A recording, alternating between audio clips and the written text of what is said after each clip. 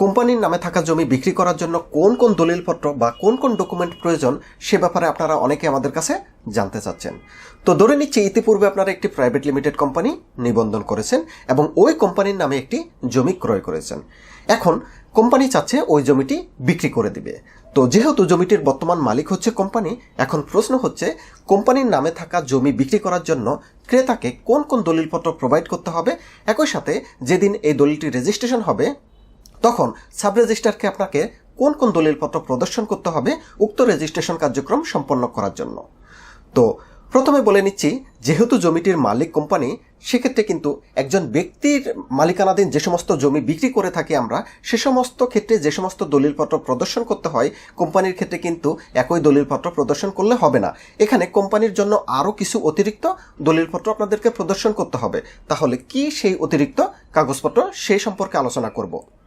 তো কোম্পানির মালিকানাধীন জমি বিক্রি করার জন্য যে সমস্ত দলিলপত্র প্রদর্শন করতে হবে তার মধ্যে প্রথম দলিলটি হচ্ছে কোম্পানি যে দলিল মূলে উক্ত জমিটি ক্রয় করেছিল সে দলিলটি প্রদর্শন করতে হবে, যেটিকে আমরা টাইটেল ডিড বলে থাকি।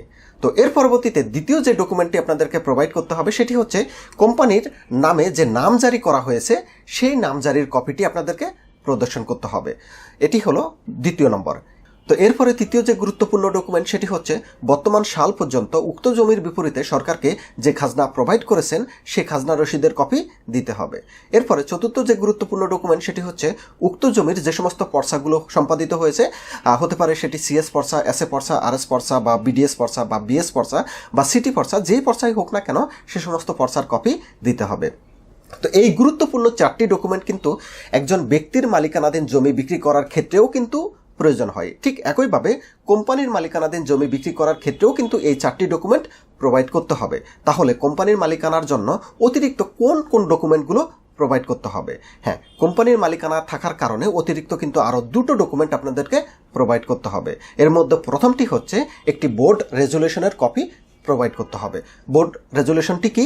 কোম্পানির যারা বর্তমানে বোর্ড অফ ডিরেক্টর রয়েছে তারা প্রত্যেকেই একটি মিটিং আহ্বান করবে এবং উক্ত মিটিংয়ে তারা সিদ্ধান্ত নেবে যে আমরা কোম্পানির মালিকানাধীন এই জমিটি বিক্রি করতে চাচ্ছি এবং এই জমির বিক্রির জন্য আমাদের কোম্পানির পক্ষে হতে পারে সেটি ম্যানেজিং ডিরেক্টর, হতে পারে সেটি চেয়ারম্যান, যে যাকেই হোক না কেন তাকে দায়িত্ব প্রদান করা হয়েছে, সে আমাদের কোম্পানির পক্ষে উক্ত জমির রেজিস্ট্রেশনের কার্যক্রমগুলো করবে বা সাব রেজিস্ট্রি অফিসে গিয়ে সিগনেচার করবে। তো এই সমস্ত নীতিগত সিদ্ধান্ত সম্বলিত, তথ্য সম্বলিত কিন্তু একটি বোর্ড মিটিং বা বোর্ড রেজুলেশনের কপি কিন্তু আপনাদেরকে অবশ্যই প্রোভাইড করতে হবে। এই বোর্ড রেজুলেশন ব্যতীত কিন্তু কোম্পানির নামে থাকা জমি বিক্রি করা অবৈধ। তো এটি হলো একটি। আরেকটি হচ্ছে বোর্ড মিটিং করার পূর্বে কিন্তু একটি নোটিশ, বোর্ড মিটিংয়ের জন্য একটি নোটিশ আহ্বান করতে হবে। উক্ত নোটিশে এজেন্ডা থাকবে যে এত তারিখে অমুক স্থানে এই কোম্পানির জমি বিক্রি করার জন্য একটি বোর্ড মিটিং হবে, এই মর্মে একটি কিন্তু নোটিশ থাকবে। ওই নোটিশের কপিটিও প্রোভাইড করতে হবে।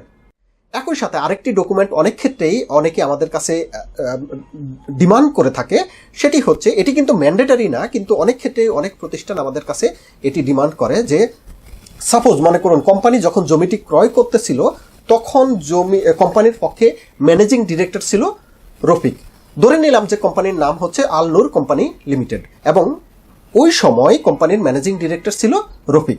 তাহলে কোম্পানির যখন ক্রয় দলিলটি হয়েছিল সেখানে কিন্তু এভাবে লেখা থাকে যে ক্রেতা হচ্ছে আল নূর কোম্পানি লিমিটেড, এর পক্ষে ব্যবস্থাপনা পরিচালক মোহাম্মদ রফিক। এবং ওই দলিল মূলে আমরা যখন নামজারি করি সেই নামজারিতেও কিন্তু একই তথ্য থাকে, অর্থাৎ আল নূর কোম্পানি লিমিটেড, এর পক্ষে ব্যবস্থাপনা পরিচালক রফিক।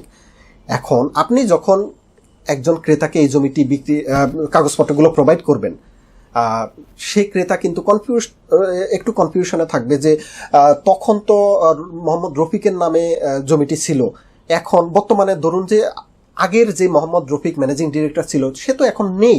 কোম্পানির সময়ের সাথে সাথে কিন্তু অনেক ম্যানেজিং ডিরেক্টর পরিবর্তন হয়। এখন ধরুন হচ্ছে ম্যানেজিং ডিরেক্টর করিম, এখন করিম কোম্পানির জমিটি হস্তান্তর করবে, অর্থাৎ করিম সাইন করবে। এটি কিন্তু যে ক্রেতা সে অনেক ক্ষেত্রে বুঝতে চাইবে না, বা সাব রেজিস্ট্রার, অনেক সাব রেজিস্ট্রারকে আমরা দেখেছি যে এটি বুঝতে চায় না যে বুঝতে পারে না যে আগে জমি ছিল করিমের নামে, এখন রহিম কিভাবে হস্তান্তর করবে। তো এই যে কনফিউশন, এই কনফিউশনের কারণে অনেক ক্ষেত্রে অনেকেই আমাদের কাছ থেকে একটি লিগ্যাল অপিনিয়ন নিয়ে থাকে। আমরা লয়ার যারা আছি তারা একটি আইনগত অপিনিয়ন বা লিগ্যাল অপিনিয়ন ইস্যু করে থাকি যে পূর্বে যখন কোম্পানি জমিটি ক্রয় করেছিল সেই সময় যেহেতু ম্যানেজিং ডিরেক্টর রফিক ছিল সেই কারণে তার নাম এসেছে। বর্তমানে যেহেতু ম্যানেজিং ডিরেক্টর করিম, সে কারণে বর্তমানে করিম এই জমি হস্তান্তরের এখতিয়ার রাখে, এই মর্মে আমরা একটি লয়ার সার্টিফিকেট ইস্যু করে থাকি। এটি কিন্তু প্রয়োজন হয়ে থাকে, অনেকেই কিন্তু ডিমান্ড করে থাকে। এটি হলে কি হয়, জমিটি বিক্রির ক্ষেত্রে আপনাদের একটু সহজ হয়ে থাকে, বা সাব রেজিস্ট্রারকে বোঝানো সহজ হয়ে থাকে, বা যে ব্যক্তি জমিটি ক্রয় করবে তাকে বোঝানো সহজ হয়ে থাকে। সুতরাং বেসিক্যালি এই কাগজপত্রগুলোই কিন্তু প্রয়োজন হয়ে থাকে একটি কোম্পানি জমি বিক্রি করার ক্ষেত্রে। তো এই ব্যাপার নিয়ে যদি আপনাদের কোনো প্রশ্ন থাকে অবশ্যই আপনারা প্রশ্নটি কমেন্টে প্রশ্নটি করবেন, আমরা উত্তর দেওয়ার চেষ্টা করব।